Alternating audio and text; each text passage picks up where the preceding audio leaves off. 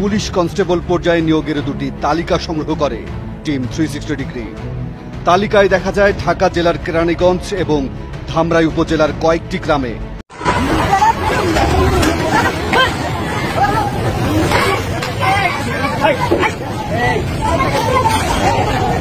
উপায়ে এই বাংলাদেশকে এবং ভাবেই এই বিএনপি জামাতের হাতে, এই নৃশংসতাকারীদের হাতে, নাশকতাকারীদের হাতে ছেড়ে দেওয়া যায় না।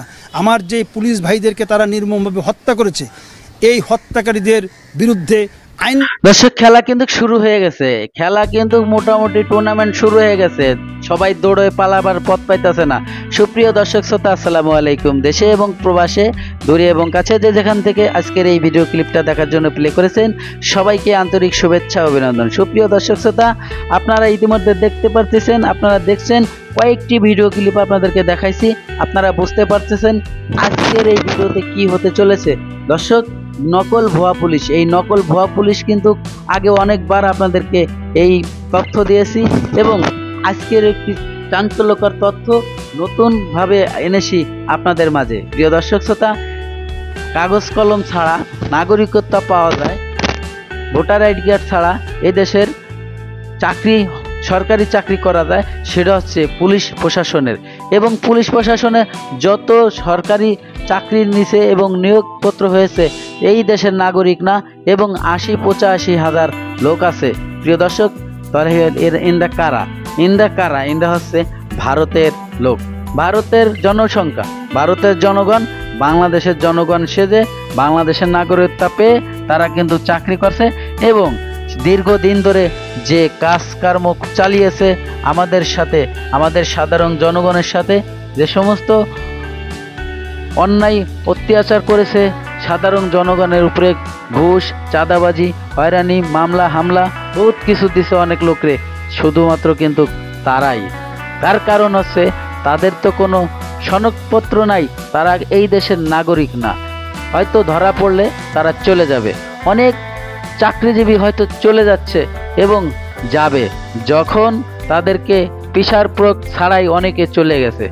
তারা বুঝতে পারছে এই দেশে থাকলে পারা আমাদের কোনো স্থান নাই।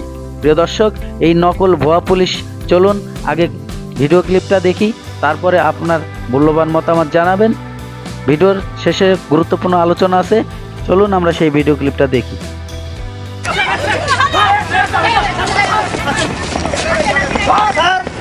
যদি কোনো গাড়ির মধ্যে হাত দেন একসাথে যাবো কিন্তু।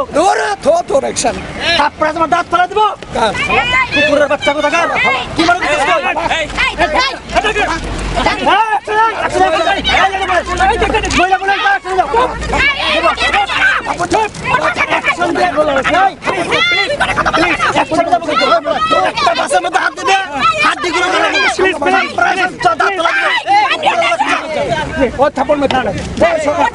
থাপড় মারতে হবে।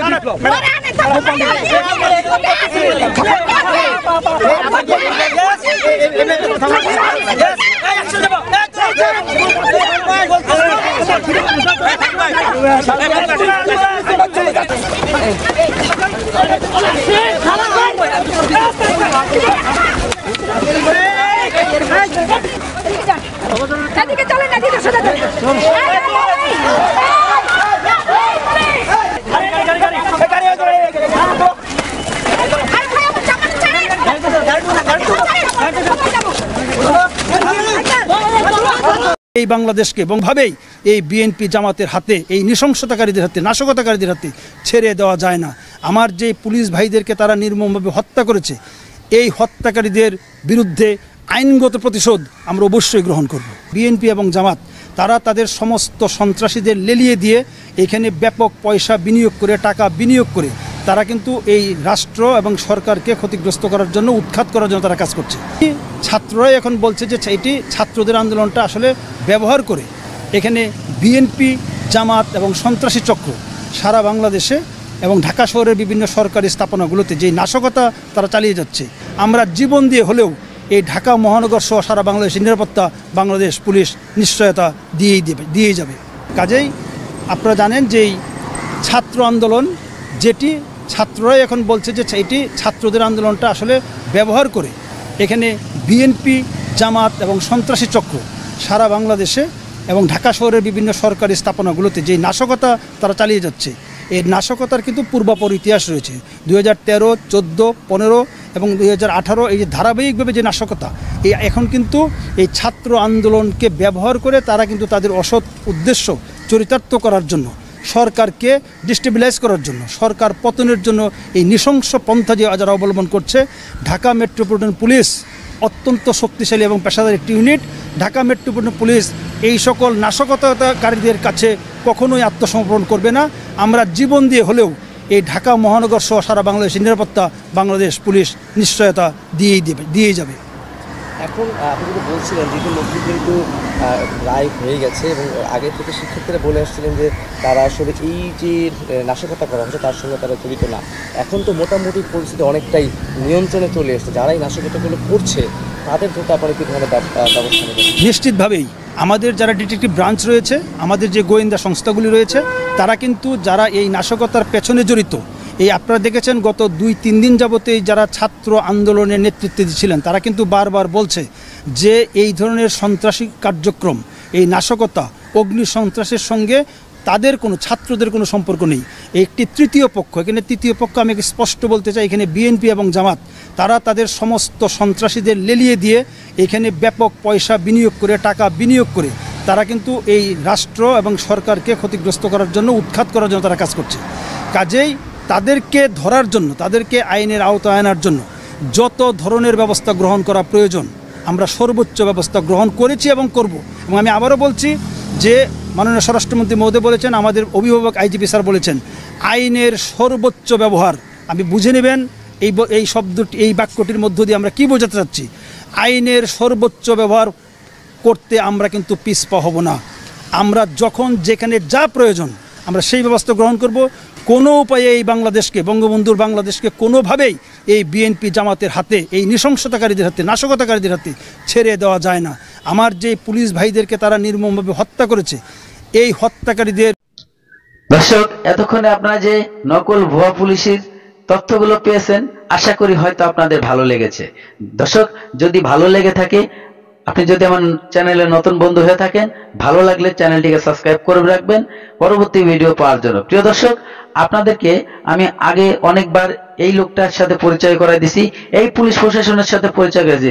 সে কিন্তু এখন নতুন মোড় নিচ্ছে এবং সে বলছে সরকার আমাদেরকে বাধ্য করছে, আমাদেরকে ভালো ব্যবহার শেখায় নাই, এরকমের বিভিন্ন ধরনের মন্তব্য করতেছে, সোশ্যাল মিডিয়াতে ভিডিও করতেছে। প্রিয় দর্শক, এই পুলিশ কমিশনার বিপ্লব কুমার রায়, এই বিপ্লব কুমার রায়কে চেনেন না এমন কোনো লোক নাই। এই বিপ্লব কুমার রায় এমন কোনো কর্মকাণ্ড করে নাই আলোচনায় আসার জন্য। যত ধরনের ভাইরাল হওয়া যায় তিনি কিন্তু সেই ধরনের আলোচনাগুলি করেছে। তিনি কিন্তু অনেকবার অনেক লোকরে হ্যারাসমেন্ট করেছে এবং মারধরও করারও কিছু আলামত আমরা দেখেছি অনেক ভিডিওতে। প্রিয় দর্শক, এবং সাবেক যে নেতারা ছিল তাদের সাথে অনেক খারাপ বিহেভ করেছে। কেন করেছে? এই ওসি প্রদীপ, উনি কিন্তু স্বাভাবিক একজন লোক না, তিনি কিন্তু অস্বাভাবিক লোক। আপনারা ইতিমধ্যে ওনাকে দেখেছেন। তা আমি বেশি কথা বাড়াবো না, চলুন ওনার সেই ভিডিও ক্লিপটা দেখি। দেখার পরে আপনারা বুঝতে পারবেন যে উনি কি ছিল, বর্তমান কি ছিল, কোথা থেকে এই পাওয়ার আসলো। উনি কিন্তু একটা জিনিস আপনাদেরকে বলে দেই, উনি কিন্তু মোটামুটি 7 বছর চাকরির থেকে অব্যাহত নিজে বিদেশে ছিল।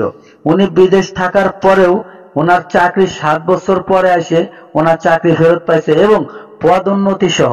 আপনারা কিন্তু বুঝতে পারছেন কি হয়েছিল? তাহলে ওনার সাথে কি এরকম পাওয়ারফুল লোক উনি, যে 7 বছর চাকরিতে ছিল না এবং 7 বছর পরে এসে উনি চাকরিতে জয়েন দিল এবং উনি পুলিশ প্রশাসনের কমিশনার হয়ে গেল এক চান্সে। তো চলুন সেই চাঞ্চল্যকর তথ্য আমরা জানি, দেখি, তারপরে আপনারা আপনাদের মূল্যবান মতামত কমেন্ট বক্সে কমেন্ট করে জানাবেন। তো চলুন সেই ভিডিও ক্লিপটা দেখে আসি। ইতিহাস, পুলিশকে কখনোই জনগণের বন্ধু হিসেবে গড়ে তোলা হয় নাই। আমাদের জন্মের পর থেকে আমাদেরকে সৃষ্টি করা হয়েছিল খাজনা আদায় করার জন্য। মানুষের মাথায় বাড়ি দিয়ে, পিঠে আঘাত করে, খাজনা আদায় করে রাজকোষে জমা দেওয়ার জন্য। এটি ছিল আমাদের কাজ। আমাদেরকে তো জনগণের সাথে ভালো ব্যবহার করে জনগণের জন্য কাজ করার জন্য তো আমাদের জন্ম দেওয়া হয় নাই। আমাদের জন্মটাই ছিল জনগণের বিরুদ্ধে কাজ করার জন্য।